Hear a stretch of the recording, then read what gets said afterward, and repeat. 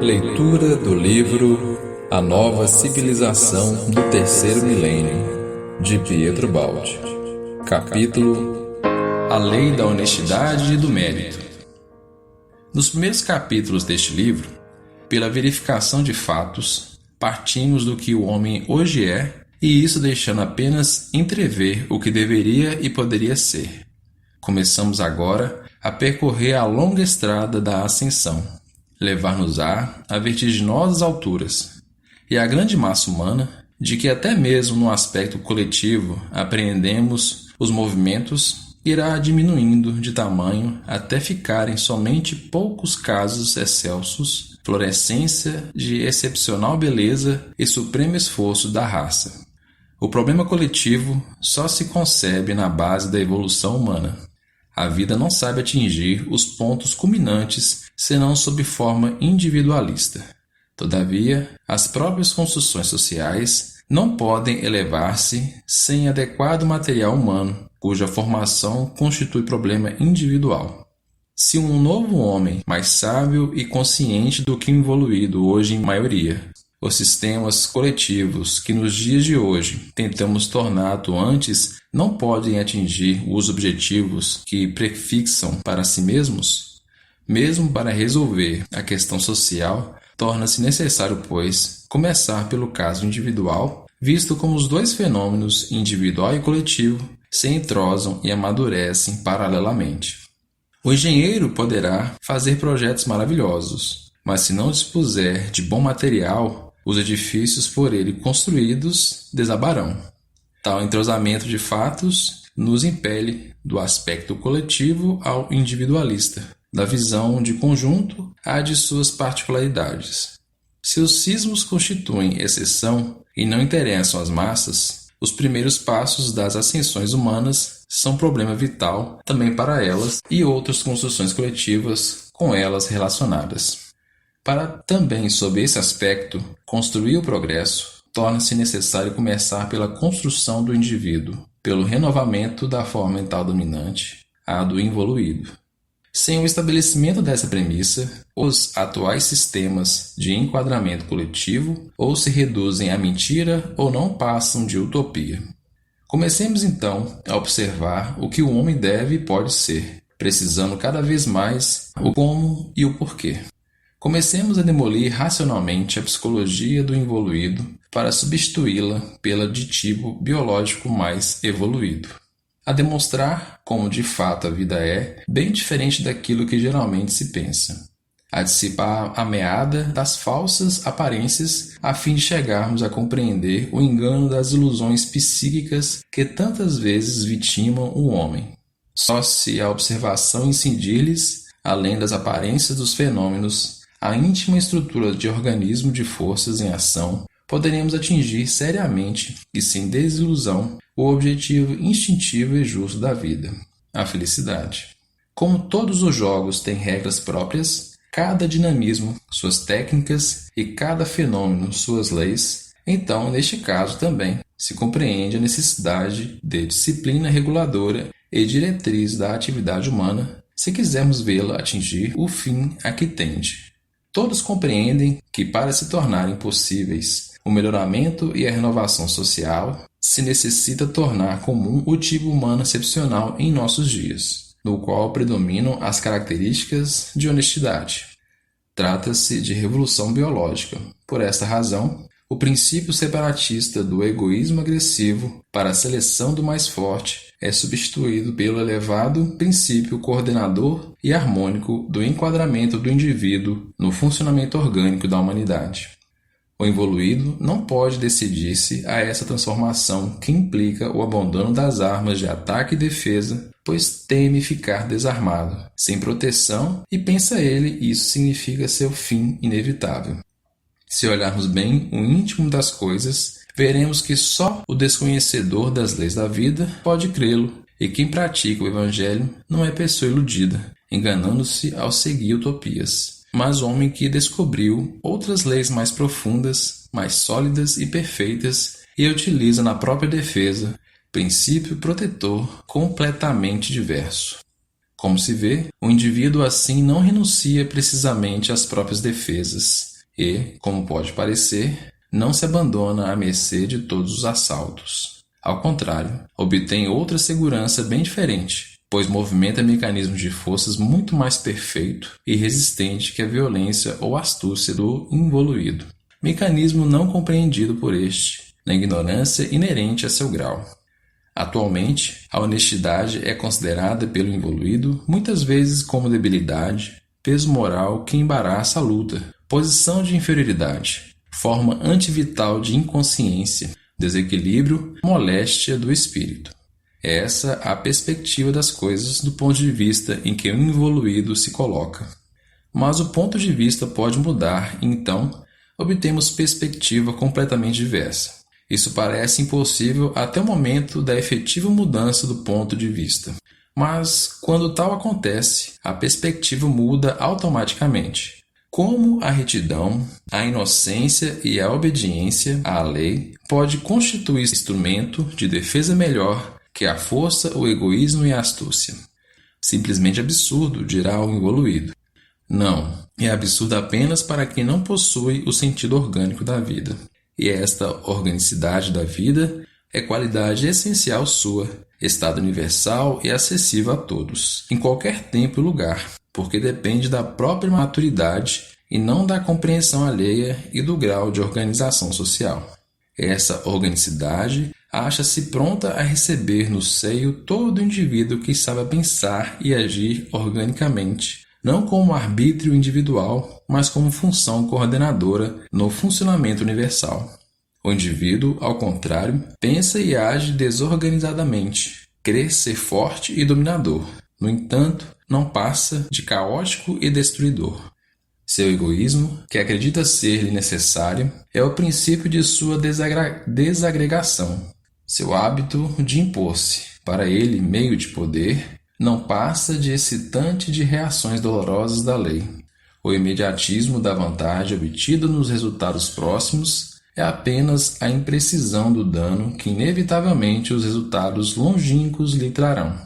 Observando à luz da mais profunda realidade das coisas, o involuído não nos aparece como ceifador de conquistas e de alegria, mas semeador de erros e dores, míope enredado nas particularidades das coisas próximas e ignorante das que, embora afastadas, também lhe dizem respeito.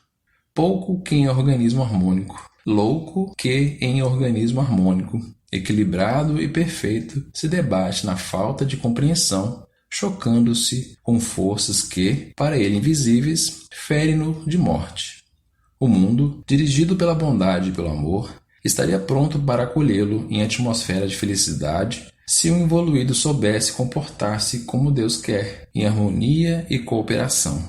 Pelo contrário, não compreende coisa alguma de tamanha bondade e beleza e agita-se em atmosfera de revolta e destruição para acabar encarcerando-se em férrea jaula de dolorosas sanções. Então, ainda se debate-se cada vez mais e os nós vão se apertando. Ai, rebela-se mais ainda, maldiz, vai da vingança em vingança e assim agrava sempre mais sua autocondenação. Inútil estar sempre cogitando novos sistemas sociais, enquanto não se puder dispor de outro tipo humano como material construtivo. Com esse homem antissocial e caótico, não se pode pretender sólida construção coletiva. Para tanto, esse material deve ser cimentado pela fé e manter-se no espírito de cooperação, na disciplina material e moral e, acima de tudo, na retidão interior. Em face desse princípio fundamental de ordem, torna-se secundária, quase sem importância, a forma do sistema social, segundo o qual os homens tanto se separam e tanto se batem. Não é a estrutura do sistema o que importa e decide, mas haver entendido a lógica e a vantagem, até mesmo individual, da honestidade, esse novo e mais orgânico utilitarismo, e ter compreendido, ao contrário do que, assim dizíamos, possa parecer ao involuído, como a retidão é força, ajuda na luta, posição de superioridade, forma vital de consciência, equilíbrio, saúde do espírito. Algum sábio, sem dúvida, já o disse e redisse, mas na vida dos povos vale os atos de muitos e não as palavras de poucos. Isso, verdadeira enfermidade do espírito, é pelo contrário a decadência do senso de retidão, causada pelo materialismo e de que tanto se orgulham como se tratasse de superação. Significa decadência do senso orgânico da vida, quer dizer debilidade biológica, perigo social, perturbação que se paga caro. E, com efeito, a vida hoje se tornou campo de competições tão torturantes e impiedosas que qualquer alegria se torna impossível. Desaparecem a fé e a segurança. Todas as coisas humanas se envenenam. Por todos os atalhos do injusto, corremos para o arrivismo, mas fazemo-lo de respiração opressa, porque esse sistema embaraça e pesa. Corremos, supondo-nos dinâmicos, mas é dinamismo fictício e traidor, que culmina na destruição universal. Neste mundo falso, o honesto é considerado estúpido e ingênuo. No entanto, é o único que, agindo de acordo com as verdadeiras leis da vida, para e constrói parapeito protetor à beira do abismo. A honestidade constitui sempre o melhor negócio. É questão de compreender. É a desonestidade, diga-se o que se disser, é sempre o pior negócio. Representa, em outras palavras, forma de estupidez. Para a solução de todos os problemas, repetiremos sempre: necessitamos compreender a lei. Não vivemos no vácuo, em meio ao nada, no caos. Estamos, pelo contrário, mergulhados em um oceano de forças e entre elas somos força também. Não podemos isolar-nos, fugir do regime de interdependência que liga tudo a tudo. Todo fenômeno tem vida e se move segundo trajetória determinada. Representa impulso, vontade de existir em dada forma, de progredir em direção a determinada meta. Representa dinamismo inteligente. Forma, vontade ativa e princípio diretor acham-se presentes em qualquer época e lugar. O conjunto imenso de todas as forças coordena-se em hierarquia. A rede de todos os impulsos em sistemas dinâmicos e o feixe de todos os princípios na lei. Tudo é ligado, sensível, correspondente. Não se podem evitar as proporcionadas e precisas reações a todos os movimentos. Tudo ecoa e repercute em cadeia de ações e reações. Qualquer ato nosso deve avançar fatalmente para o binário do determinismo casual e é, assim, guiado automaticamente em seus deslocamentos e enquadrado por limites e reações. As forças boas ou más, por nós movimentadas como causa, correrão ao longo dos canais do dinamismo universal. Depois hão de voltar para nós sob a forma de efeito. De modo que, pensando com os nossos atos, projetar impulso contra os outros, o que fazemos é lançá-lo, bom ou mal, contra nós mesmos. As repercussões são infinitas, as consequências parecem inexauríveis, tanto se prolongam. O impulso do bem se multiplica tanto como o do mal. O violento que acredita dominar, impondo-se pela força, constrange milhares de pessoas a viverem amontoadas para dar-lhe lugar, e assim ensina-lhes a se defenderem, pois lhes impõe substituírem pelo trabalho ingente da própria defesa o trabalho benéfico, profícuo da produção e conservação dos bens.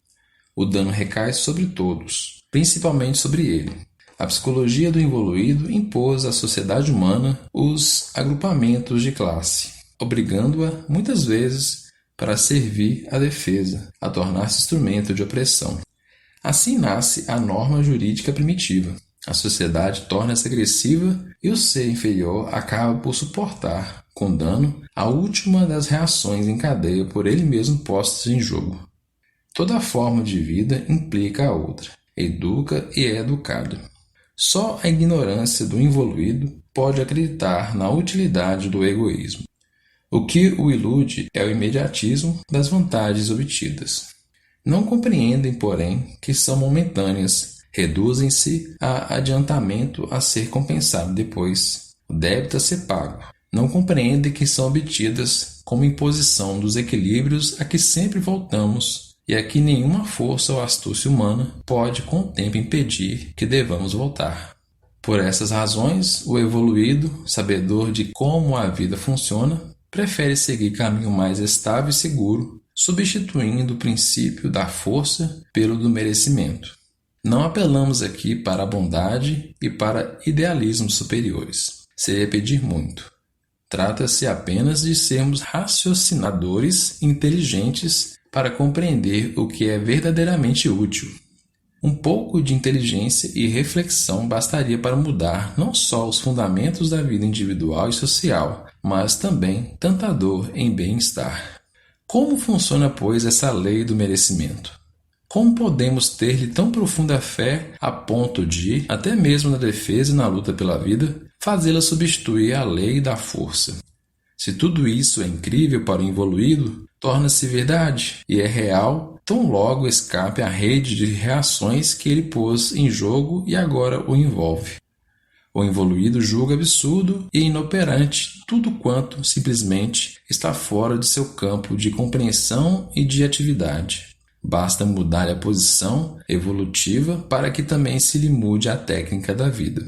Quando, por evolução, passa-se do plano da força, lei do evoluído, ao da justiça, lei do evoluído. O sistema do merecimento substitui automaticamente o da violência e astúcia. Já agora não precisamos mais de armas, mas de qualidade. Não encontramos mais distorções e constrangimentos, mas equilíbrios. Então, a melhor defesa consiste na consciência tranquila. Isso é lógico no regime harmônico de lei feita de ordem. O problema todo se resume em sermos adiantados o suficiente para ver e compreender, em possuirmos a inteligência e a sensibilidade necessárias para manipular forças tão sutis. Eis porque fogem à psique grosseira do evoluído. Trata-se de princípio protetor de qualidade, grau e potência diferentes do normal e cujo funcionamento não se pode verificar senão como forma de vida própria de plano biológico mais elevado. Para o evoluído, que aí vive o verdadeiro sistema defensivo, não consiste em acumular obstáculos protetores, mas em não merecer o golpe. A luta seletiva é substituída agora pela consciência da lei, pelo princípio de ordem e de harmonia, em que não se trata de aprender a defender-se como fortes, mas a merecer como justos.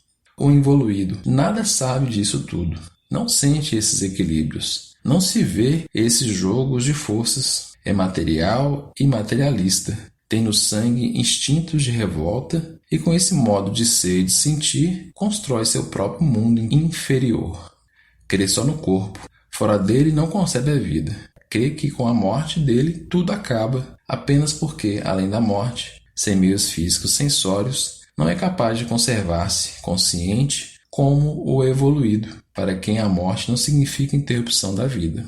Em última análise, em que posição de fraqueza vem encontrar-se o homem que aplica a lei de seleção do mais forte? Julga-se merecedor da vida e não passa de retardatário no caminho da evolução. Quando recebe golpes, ingenuamente o evoluído não os absorve nem os dilui, para eliminar de sua vida essa força, mas devolve-os e assim liga sempre mais aos impulsos de reação que, conforme a lei de equilíbrio, o golpearão tanto mais quanto mais energeticamente ele houver golpeado.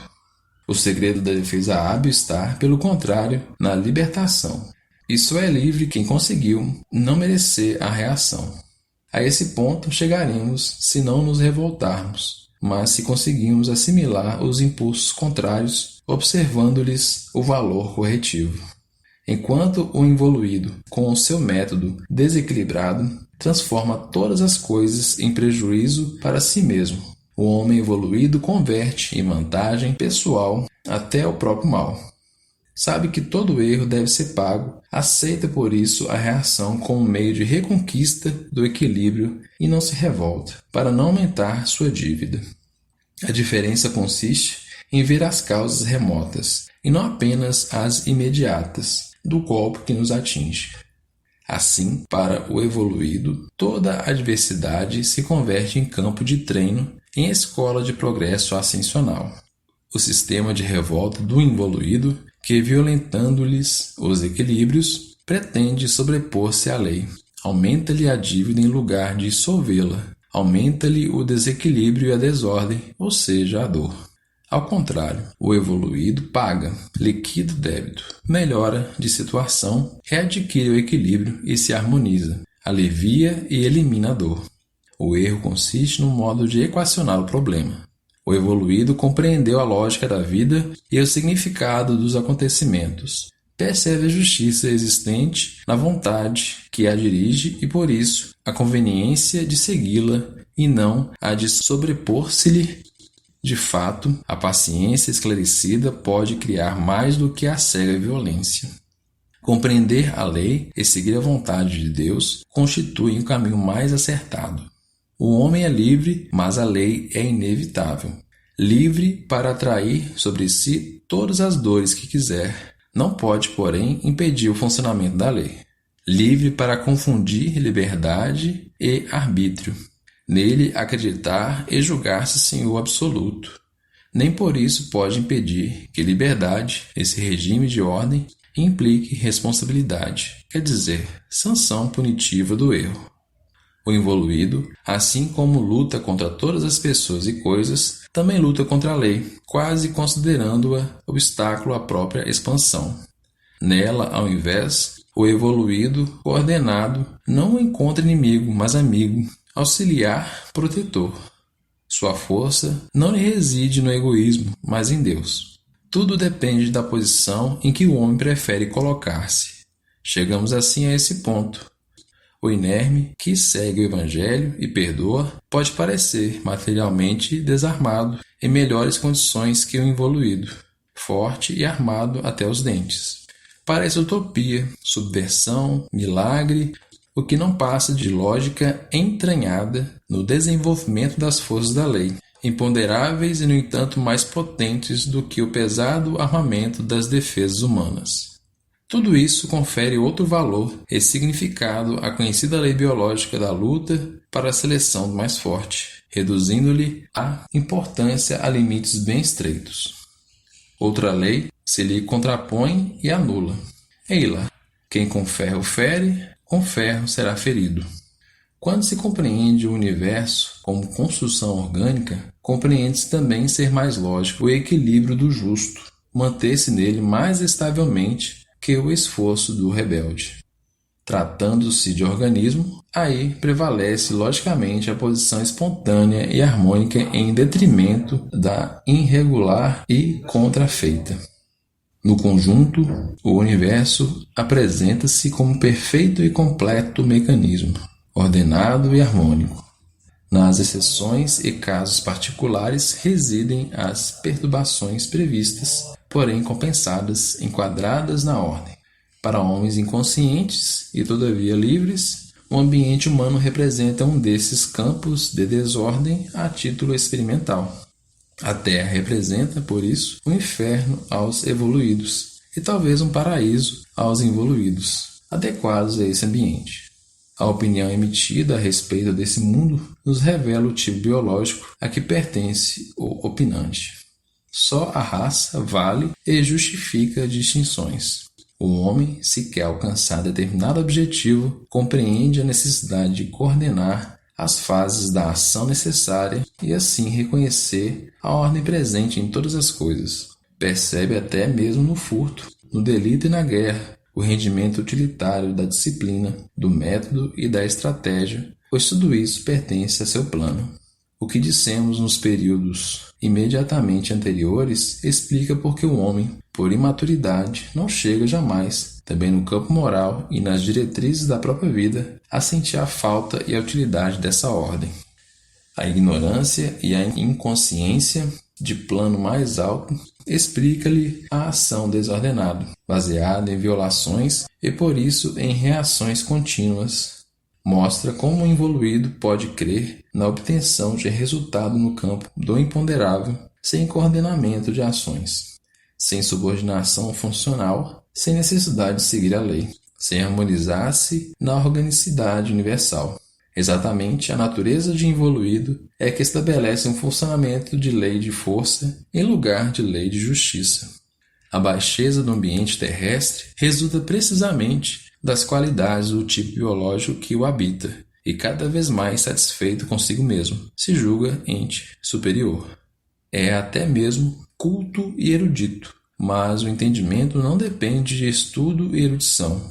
Trata-se de maturação biológica natural e inaplicável ao exterior, como acontece em tantos produtos de nossa civilização.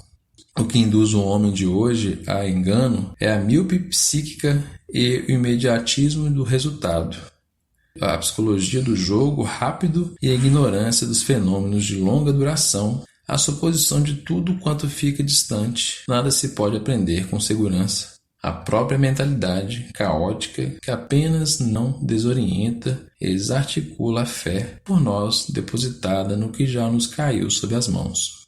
Sobra-lhe apenas uma vida defeituosa e truncada, resumida ao dia de hoje e indiferente a longínquo amanhã. O evoluído tem, assim, pressa de realizar e gozar, porque nada sabe e teme, intuindo instintivamente a instabilidade de sua posição, baseada na violação pela força e não sobre os equilíbrios da justiça. O evoluído, ao invés, que sabe, não tem pressa, é seguro e calmo, sente-se em equilíbrio e tem fé no amanhã. Sabe que a justiça de Deus às vezes tarda, mas não falha, seguramente.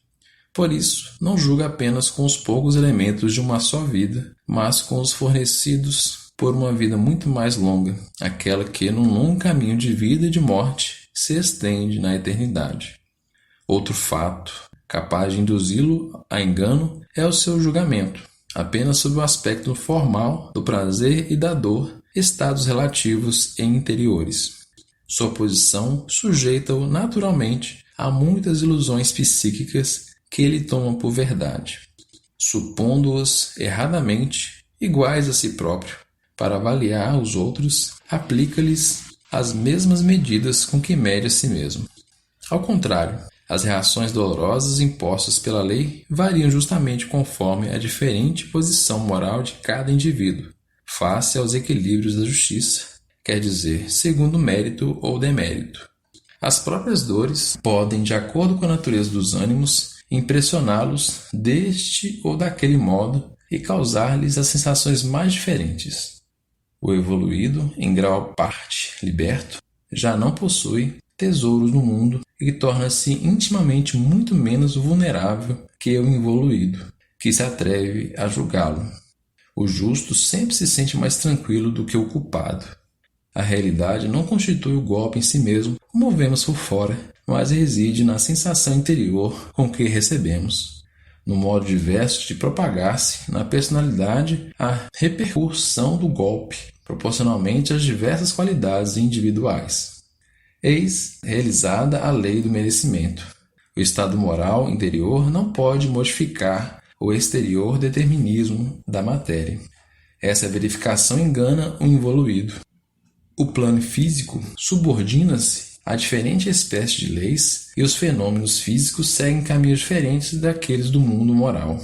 O merecimento, observa-se, não nos distingue na fuga ao perigo. Justos e malvados, os justos às vezes muito mais, todos sem exceção recebem golpes. Isso mesmo, não deixa, todavia, de também ser verdade que a posição moral muda o estado espiritual e as condições de nosso eu, e por isso as repercussões, a receptividade, enfim, a sensação dolorosa. Assim, se o fato exterior não varia, muda as posições internas de defesa, as qualidades de resistência, o estado de equilíbrio, de juízo, de orientação, de continuidade. Se o mundo exterior, o único que o involuído vê, não se altera, o mundo interior, a outra metade do fenômeno, mostra-se igualmente poderoso, e se, ao iniciar-se esse poder, nada pode deslocar, tudo pode fazê-lo à chegada. O involuído não compreende como o estado moral, invisível para ele, possa mudar as condições do fenômeno na segunda fase conclusiva interior. Desse modo, divergem muitíssimo as íntimas realidades pessoais, os campos das sensações finais. A dor é estado interior sobre o qual muitos elementos influem. Entre eles, porém, não ocupa o primeiro lugar o choque proveniente do mundo físico, dado pelo determinismo físico. Tudo seria tão diferente se víssemos as coisas por dentro ao invés de vê-las por fora. Ver-se-ia a possibilidade de gozarmos em plena miséria e sofrermos fastígio da riqueza.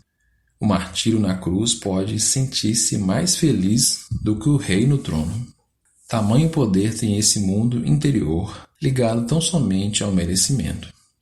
O estado de prazer ou dor não se mostra como fato objetivo igual para todos, mas relativo e dependente das condições interiores individuais. Prazer e dor, ponderável resultante do embate de forças e não do determinismo do mundo físico, fundem-se na intimidade do eu. O invisível escapa às vistas do involuído, crente de que tudo se desenvolva no plano concreto em que vive e nada mais possa existir além dele. O evoluído, que em parte supera o mundo material, também em parte lhe supera o determinismo. A Grande Síntese, capítulo 66. E recebe muito do próprio mundo interior, independente desse determinismo. Por isso, sua vida não fica tão sujeita às sanções das leis do plano físico quanto às sanções das leis do plano espiritual e moral, bem diversas. Eis como este princípio mais elevado, o do merecimento, pode entrar em atividade e tornar-se distribuidor e regulador. Apreciações e julgamentos dependem das diversas perspectivas mutáveis com as diversas posições. Daí nascem os desacordos, as valorizações opostas. O mesmo fato pode assumir significado e valor oposto, ser compreendido como dano ou vantagem. A posição do materialista ou do espiritualista pode subverter o senso das coisas. Para o primeiro, a morte significa o fim, para o segundo, o princípio de outra vida. Mas a vida terrena é tudo, para o outro, mero episódio. Para um, a meta que deve conter todas as alegrias e realizações. Para outro, meio de expiação, exílio e missão. Uns ganham, outros perdem com a dor. Estes morrem na morte, aqueles na morte ressuscitam. Os dois estados de prazer e dor não dependem apenas das leis do ambiente físico, mas também das leis próprias, que se deixam influir muito pouco pelas primeiras. Se o fenômeno nasce no mundo externo, constitui e conclui no mundo interior. O tangível estado de fato exterior não tem tanta importância quanto a sensação que se consegue produzir. Vejamos, então, de que realmente depende essa sensação. Prazer e dor constituem ritmo que lhes regula o aparecimento alternado, a forma de relação, a intensidade relativa. Os dois extremos são inversos e complementares, ligados por lei de compensação e equilíbrio. Para verificar se cada um dos dois estados não basta o choque exterior, mas torna-se necessário que a lei interior do fenômeno, lei do merecimento, de acordo com a justiça, permita o choque produzir efeito e transformar-se na devida sensação de prazer ou dor. Contudo, esse choque, seja qual for sua natureza, amortece a entrada da alma e não entra. O fenômeno é olhado em profundidade e entendido como desenvolvimento de forças. Assim, liga-se à ordem universal, que não se pode romper e deve equilibrar-se na justiça reguladora de todas as coisas, principalmente o aparecimento ou o desaparecimento dos referidos estados de prazer e de dor pode ser determinado por essa lei e não pelo arbítrio humano ou circunstâncias exteriores. O arbítrio e as circunstâncias podem ser injustos, mas a lei é justa, boa e protetora. Assim, o fenômeno se torna rítmico, equilibrado, compensado. Os dois estados se condicionam e compensam. Não pode existir senão um em função do outro. O prazer em relação à dor e a dor em relação ao prazer. Desse modo, se influenciam, se entrosam, se dosam reciprocamente. Segue-se daí que quanto mais sofrermos, mais somos capazes de gozar, visto como a privação nos permite saborear a menor alegria, que assim se torna imensa. E quanto mais gozarmos, tanto mais seremos vulneráveis à dor, porque tendo perdido o contato com ela e a capacidade de suportá-la, impressionamo-nos demais e por isso o menor golpe se torna gigantesco. Quanto mais sofrermos, menos o hábito nos faz sentir a dor e mais nos encouraça para suportá-la e nos confere certa imunidade. Quanto mais gozarmos, menos o hábito nos deixa saborear o gozo, que se dilui na repetição e se esfuma no fastio. Nem a nossa, nem a vontade alheia, nem as condições do ambiente podem mudar esses íntimos equilíbrios do fenômeno, sempre reconduzido em cada caso à posição de justiça. Em resumo, a continuação do sofrimento automaticamente diminui a reação dolorosa e aumenta a capacidade de reagir em sentido oposto. A continuação do prazer automaticamente diminui a reação de prazer e aumenta a sensibilidade e, pois, a vulnerabilidade em direção contrária. Assim, não há naturalmente correspondência entre a soma de bens acumulados e a quantidade de prazer obtida. As duas progressões não caminham paralelamente. A primeira é geométrica e a segunda aritmética. Para os pobres e deserdados, há justiça maior do que essa? A satisfação diminui na razão direta do aumento dos bens. Desse modo, a própria unidade de medida frutifica cada vez menos. O homem pode dirigir o fato exterior da acumulação de bens e não pode comandar o fato interior do rendimento. O homem egoísta gostaria de desequilíbrio, eis porém a lei reconduzindo-o ao equilíbrio e impondo-lhe limitação. Além dessa, torna-se inútil acumular, porque a unidade de medida terá exaurido todo o potencial e não poderá mais proporcionar prazer algum. O homem egoísta desejaria satisfação ilimitada, mas a lei o reconduz ao equilíbrio e, agindo com critério diferente, impõe determinada medida de justiça e permite apenas o prazer e a dor necessários e úteis aos fins da vida. Assim, observamos agora como a lei intervém para a correção do abuso no sentido da qualidade. No fim do capítulo 2 e no princípio do capítulo 3 deste livro, vimos a outra parte, como a lei influi para corrigir o abuso no sentido da qualidade dos bens, isto é, como permite que apenas a propriedade justa se mantenha. O primeiro caso, como o segundo, constitui a aplicação da lei do mérito. Vimos, pois, como a lei tende ao triunfo dos valores reais e à derrota dos valores fictícios que o homem desejaria impor. O evoluído, por ignorância, prefere pôr-se em luta contra a lei. O evoluído, porque possui conhecimento, prefere pôr-se em harmonia com ela.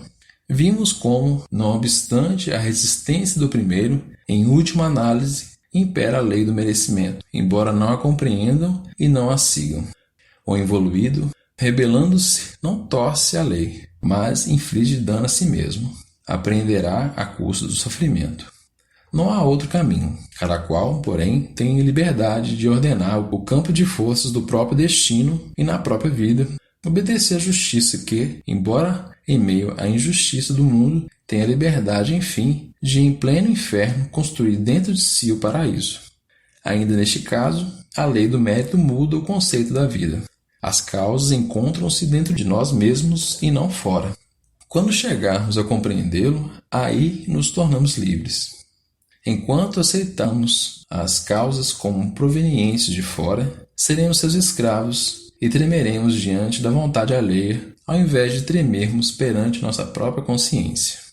Para quem compreendeu, os valores normais se subvertem.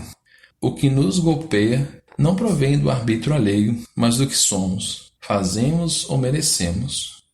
No sistema orgânico do universo, é absurdo e impossível o desenvolvimento de forças dos destinos, dos momentos decisivos, as provas importantes, o prazer e a dor, a vida e a morte, ficar à mercê do acaso ou da vontade de outro homem completamente ignaro. A lógica e a justiça impõem que tudo quanto nos diga respeito dependa somente de nossa vontade e seja decidido por nós apenas. De outro modo, não poderia haver responsabilidade e a reação da lei golpearia inocentes. É absurdo que o arbítrio alheio possa exercer tanto poder sobre nós, a liberdade humana impor injustiças à lei e implantar a desordem no universo. Então, o patrão não seria Deus, mas um homem. Não, tudo não passa de instrumento. O mal é contido e guiado, torna-se meio de atingir as finalidades do bem. Coisa tão grave como pesos de chumbo, tão importante como experimentação instrutiva e prova redentora. A dor não é força livre para aplicar-se ao acaso, mas força enquadrada no organismo universal. Essa dor só nos pode atingir se a merecermos. Poderá produzir-se desordem particular e momentânea, mas em linhas gerais reina a lei de justiça. Diz o provérbio: quem não deve, não teme. Merecemos tudo quanto nos acontece por acaso. Ao invés, o involuído acredita na lei do mais forte e não na seleção à base de força. O evoluído, por sua parte, ouve a lei justa da honestidade e do merecimento. O sistema do primeiro, de conquista através de imposição, reduz-se a contrair dívidas e miséria. Face aos desequilíbrios da lei, isso constitui erro que se deve pagar e se domina o mundo. Transforma-o em lugar de sofrimento. Aqui embaixo, todos procuram fora as causas que residem em si mesmos. Pertencem-nos. O problema consiste em saber fazê-las funcionar e não em saber evitar-lhes os efeitos. A causa é livre, o efeito fatal. Posta em movimento a causa, a lei se apodera dela. O impulso deixa de ser livre e não nos pertence mais. Nem força nem astúcia podem nos livrar da obrigação de suportar os efeitos. Se semeamos o mal, colhemos o mal. Se semeamos o bem, colhemos o bem. Mais adiante, desenvolveremos esses conceitos. Capítulo 14 e 15. É justo que, em última análise, apenas a nós mesmos possamos fazer bem ou mal. Terminado o nosso ato, torna-se inexorável o desenvolvimento de forças. O destino é livre na fase inicial da formação, da determinação das correntes e do início da trajetória. Fatal, porém, na fase de desenvolvimento das correntes e especialmente na fase final de efeitos e conclusão da trajetória. Eis a justiça histórica. Geralmente consideramos o destino apenas nesse segundo aspecto determinista e ignoramos-lhes o momento mais importante da formação. O conceito comum da vida desloca-se ainda. Não devemos temer e sermos desprovidos de força, mas o ficamos contra a justiça. Devemos entender que, no fim, a justiça vence a força. Às vezes demora, pois encontra muitas resistências no ambiente terrestre. Essas resistências conseguem embaraçar e retardar a lei. Jamais chegam a fazê-la parar. Pode o involuído iludir-se, acreditando no contrário, mas o evoluído sabe que a lei acaba dominando. Se dominasse o acaso, o arbítrio, o abuso, a desordem, a vida se reduziria a cacos. Quem vai salvá-la? Quem vai garanti-la? Não poderemos certamente crer na suficiência dos pobres expedientes humanos. A vida deve ser protegida de modo absoluto e o homem não possui nenhum meio seguro de proteção. A incerteza reina na terra. Torna-se necessária segurança não possuída pelo homem, defesa superior às ilusórias defesas humanas. A segurança nos é dada pelo império da lei, pela onipresença de Deus. Não nos protege a força, mas a inocência. A única posição de segurança consiste em não merecer o golpe. Assim, nossas armas se desmaterializam no imponderável. Mas se o inocente é protegido, a lei exige a responsabilização dos culpados. Os meios humanos poderão protelar, jamais conseguirão eliminar a necessidade de pagamento. Todavia, se a lei é justa, ferreamente justa, exige responsabilidade e respeita a vida, protegida porque necessária ao aperfeiçoamento. Eis que a lei corrige o impulso espontâneo e brutal de suas forças para o culpado não terminar em catástrofe. Modera-o e amacia como um novo impulso, a misericórdia divina. Podemos defini-la a elasticidade da justiça divina. Neste caso, elasticidade significa esperar, dosar, proporcionar a reação de modo a que eduque e não destrua. Assim, a férrea lei do equilíbrio age como muito tato, adaptando-se às circunstâncias do caso. No maravilhoso organismo universal, dirigido pela lei, tudo é elástico, provido de válvulas de segurança e meios de proteção. Conciliam-se desse modo até se coordenarem em um só impulso de sabedoria os dois opostos, misericórdia e justiça. No princípio absoluto de equilíbrio se incorpora o princípio da bondade, ambos necessários. Parecem contraditórios e, no entanto, não passam das duas metades inversas e complementares do mesmo princípio. A unidade é sempre par. Assim como feminino e masculino, coordenam-se o amor e a força, o primeiro para gerar e conservar, o segundo vencer e construir. Dessa maneira, se compensam as duas extremidades postas por nós face a face, coletivismo e individualismo. O primeiro oferece o desenvolvimento em largura, a formação da massa numérica, a quantidade. O segundo, o desenvolvimento em altura, a formação do indivíduo, a qualidade. Mesmo essas duas extremidades tendem a equilibrar-se através das qualidades e funções opostas. Esse contraste não se chama cisão, mas harmonia.